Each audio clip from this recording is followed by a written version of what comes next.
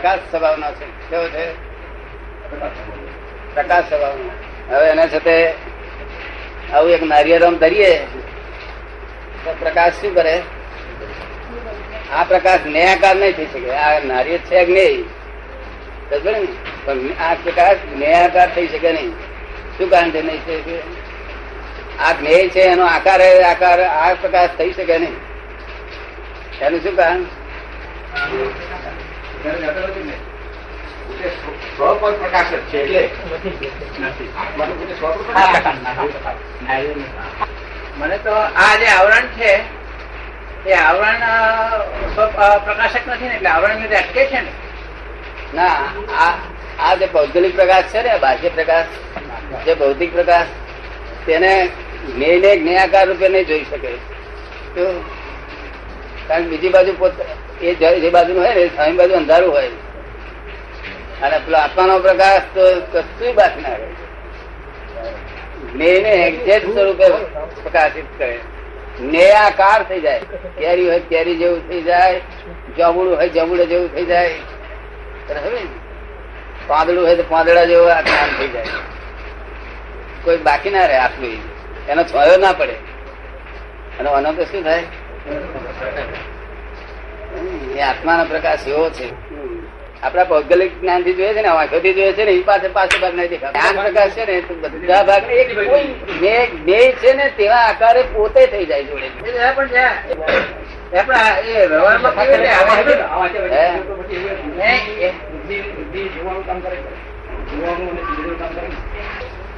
બુદ્ધિ નો પ્રકાશ કેટલે લાગે પહોંચે? બુદ્ધિમાં છે તે એક ભાગ ઢંકેલો રહે. હવે બુદ્ધિ થી અમે એક વસ્તુ જોઈ, એક વસ્તુ પ્રસંગ કે વ્યક્તિ, અને અમે જ્ઞાન થી જોયું, તે આત્માના જ્ઞાન થી અમે જોયું તો અમને ખબર ક્યાંથી પડે કે આત્માના જ્ઞાન થી દેખાયું અમને, અને આ બુદ્ધિના જ્ઞાન લગીને અમે પહોંચ્યા, અને આત્માની બેટરી લાગી. એ અમને ખ્યાલ કેવી રીતે આવે કે આત્માનો પ્રકાશ છે? અમે શુદ્ધાત્મા છે એવું કહીને કોઈ વ્યક્તિ કે પ્રસંગને જોવાનો પ્રયત્ન કરીએ તો પછી અમને ખબર કેવી રીતે પડે કે આત્માના જ્ઞાન થી આ ચારે બાજુ જોવામાં ઇમોશનલ ન કરે તો? હા, જે જોવામાં ઇમોશનલ ન થાય તો એ આત્માનો પ્રકાશ છે. જે જોવામાં ઇમોશનલ થાય એ બુદ્ધિનો પ્રકાશ છે. બુદ્ધિ તો સ્થિર બુદ્ધિ વાળા માણસો ઇમોશનલ થાય એવું જોઈ નથી શકતા. આ ઇમોશનલ થાય. બુદ્ધિનો સ્વભાવ ઇમોશનલ કર્યા વગર રહે નહીં. કોઈને સ્થિર બુદ્ધિ વાળાને સ્થિર ઇમોશનલ થાય, અને અસ્થિર વાળાને અસ્થિર ઇમોશનલ હોય.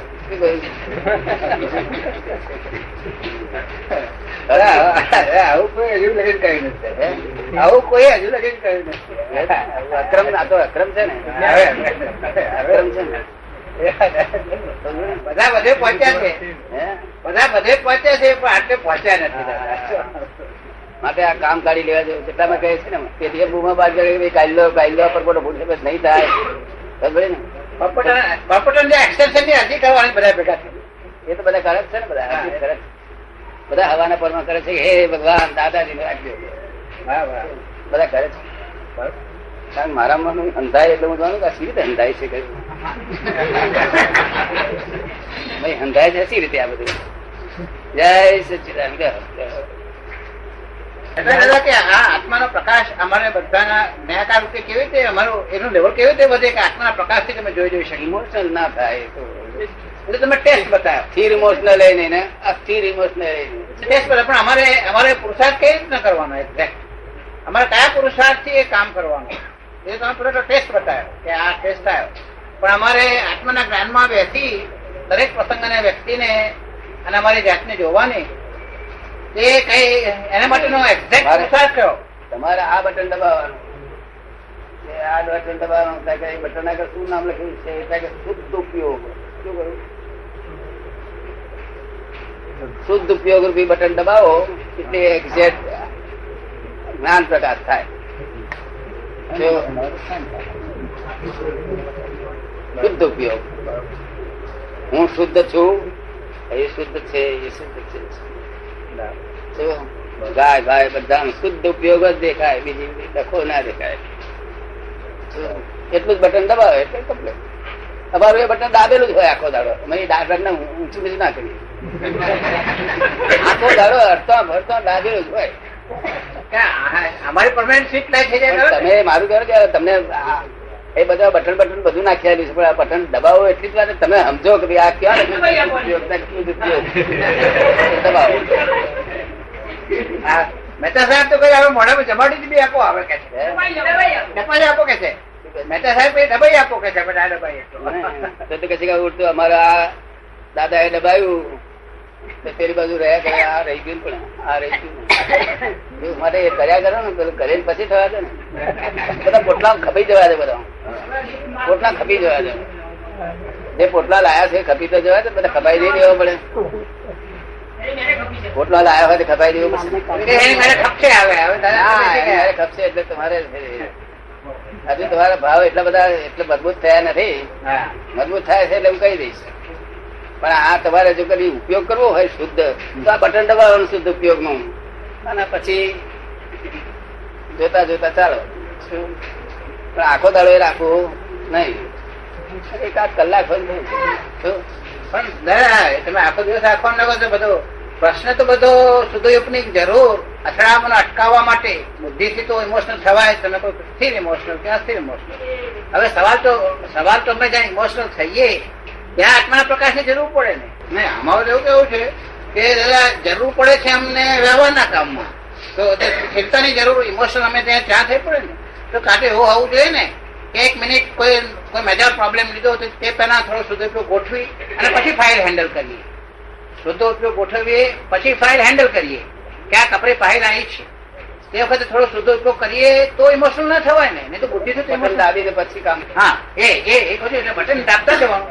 જયારે મહત્વના વ્યક્તિ કે પ્રોબ્લેમ આવે પછી એ આપણા એ આપણું બટન ફરી પાછું દબાઈ જાય. હા એ તો એવું થાય. એ તો એવું કરે ત્યાર પાછો આપણો ઉપયોગ તૂટી જાય. હા તાર વળી પાછો ફરી આપણે પાછું બટન દબાવે. હા એટલે પછી પાછો એ બધા દબાયા લે. ઉપર હાથ મૂકી રાખે. બરાબર. આમ કરતા કરતા જીવન હૈ સંગ્રામ.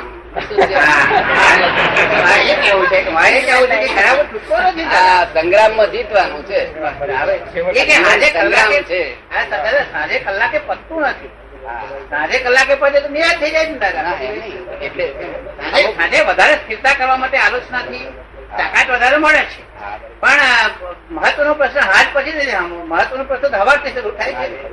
યુદ્ધ તો સવારથી શરૂ થાય છે. જાત જાતની દખલો આપવાની. કારણ કે અક્રમ વિજ્ઞાન છે ને. અક્રમ એટલે શું કે તમે આ જ્ઞાન ને માટે તમારી ભૂમિકા નથી, છતાં આ જ્ઞાન તમને મળ્યું છે. શું થયું? ભૂમિકા નથી કેવી રીતે મળે? કોઈ કારણ વગર. ના કારણમાં તમારી પુણ્ય જબરદસ્ત છે. શું કહ્યું? ભૂમિકા નથી. તો જયારે કેટલાક માણસોની ભૂમિકા હિન્દુસ્તાનમાં ઘણા માણસોની છે પણ પુણ્ય નથી. આ ઘણા પાર્ટી પર બેઠેલા બાવા બહુ ભૂમિકા તૈયાર છે, પુણ્ય નથી. બીજ જોડે માથા ફોડે કે જાડો કરે. બધાને એવો ખ્યાલ હોય દાદા કે હવે આપણે તમે અમને જ્ઞાન આપી દીધું, આમાં કશું કરવાનું રહેતું નથી. ખરેખર તો વધારે કામ કરવાનું રહે છે. જ્ઞાન નો ઉપયોગ મૂકીને કામ વધારે કરવાનું રહે છે ને. હા બરોબર. તો જ્યાં લગી તમારે જેવી કક્ષા ના આવે ત્યાં લગી કામનો પુરુષાર્થ નો ભાગ તો વધારે આવે ને. પુરુષાર્થ તો ચાલુ. હા એટલે આ તો કાફેલ થઈ જવાય. પુરુષ થયો એટલે પુરુષાર્થ. પુરુષાર્થ કયો આ બટન દાબેલું રાખી દે, પછી હોમોમાં દબાઈ દે. વાત નથી તો આપડે પુરુષાર્થ ચાલુ છે. એમાં આપડી લાગવગ નથી ને. કોકની દખલ છે. શું છે? તેથી તમારો ગુનો આવતો નથી. તમે તમારું બટન શું દબાઈ બેઠા છો અને પેલે ફેરી નાખે તો આ ફરી પાછા આપણે આમ બટન ચાલુ કરીએ. તાર પેલો હાથ મૂકી દેવું, ટોપલો ઢાંકી દેવું. આપણે શું કરવું? જોરદાર માણસ ટોપલો ઢાંકી દે. પણ આપણો શું ઉપયોગ છે? આ બધી દખલ છે. તે દખલ એક દાડો દખલ નો અંત થવાનો છે. ઉપયોગ જીતવાનો છે. કોણ જીતશે એમાંથી? હા અમારે જેવું બન્યું છે તે જ તમને કઉ છું. આ એટલે અનુભવ જ્ઞાન છે. મને એવી રીતે પચ્યું, એ બધું થયું તે જ તમને કઉ છું. આ એમાં નવી વાત નથી. આ તો પછી આવે બીજું શું વાત? તમને સમજાય છે ચંદ્રામ કે બધું?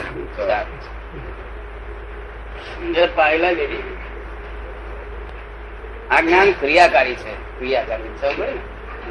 એમાં પ્રજ્ઞા શક્તિ નું જ કામ છે. આ ક્રિયા શક્તિ પ્રજ્ઞા શક્તિ ની શક્તિ છે. તો થોડી એમાં કરતા ભાવની જરૂર નથી. કરતા ભાવ તો પોતે જાતે, આ તો એક શક્તિ કામ કરી રહી છે. આત્માની એક શક્તિ કામ કરી રહી છે. એને શક્તિનો ધંધો શું છે કે જેમ તેમ કરી પ્રજ્ઞા ઉત્પન્ન થઈ ત્યારથી એને કેમ કરીને મોક્ષે વહેલી લઈ જવું એટલી જ એને કામ છે. શું છે? અને અત્યાર સુધી કઈ એ શક્તિ નથી. ત્યારે કઈ શક્તિ હતી? અજ્ઞા શક્તિ હતી. શું હતી? એનો શું ધંધો? કેમ કરીને મોક્ષે ન જવા દઉં, અમારો અમાર ભટકાય કરું, એ એનો ધંધો હતો. હવે આનામાંથી છૂટ્યા આપણે, એ પેલેના હાથમાં આયા. હવે એ તમારી તૈયારી જોઈએ તો એ તો તૈયાર જ છે. હવે તમને લઈ જવા માટે તૈયાર છે. તમે જો કદી વધારે હેલ્પ કરો એમને પુરુષાર્થ.